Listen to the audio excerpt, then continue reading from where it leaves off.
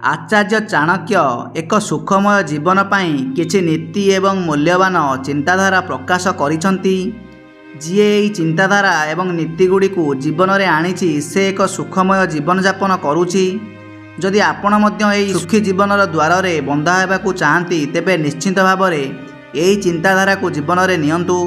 आज आम आचार्य चाणक्य यही धारणा मध्यरु गोटे जणाइबा जाऊँ। आजिर धारणा इंद्रिय गुड़ी को जितिबा उपरे आधारित। इंद्रिय उपरे विजयर आधार हेउची नम्रता। आचार्य चाणक्य तांको चिंताधारा रे इंद्रिय गुड़िक उपरे विजयर आधार विषय उल्लेख करिसंती।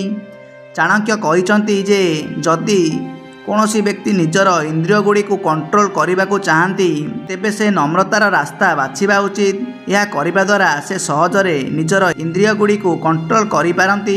उदाहरण स्वरूप जड़े व्यक्ति जी नम्रतार हृदय शिखिला से नर्म हेबा शिखिला से समय से निजर नैतिकता एवं चिंताधारा रे नम्रता व्यवहार करने को लगिला। तापर से व्यक्ति तांको इंद्रिय उपरे विजय लाभ कले।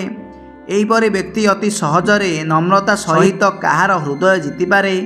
तेणु मनीष जहाँ भी कही से नम्रता देखाइबा उचित। नम्रता हेउची मनीषर अलंकार जहाँ ताकू श्रेष्ठ करिपारे। तेणु जदि आपण क्या प्रति कठोर शब्द व्यवहार करती तेबे तुरंत याकू आड़ातु। एपरि व्यक्ति क्या मनरे सम्मान हासिल करिपारिबो नाही। जदि आपण समस्त हृदय रे निज प्रति सम्मानर भावना बजाई रखिबाकू चाहती तेबे प्रकृत में नम्रता संकेतर परिपूर्ण हेबा उचित। केवल यह करी आपण एक सुखमय जीवन बिताई पारिबे। तेणु इंद्रिय गुड़ी को दूर करने पाई नम्रता ही एकमात्र उपाय बोली आचार्य कहिसंती।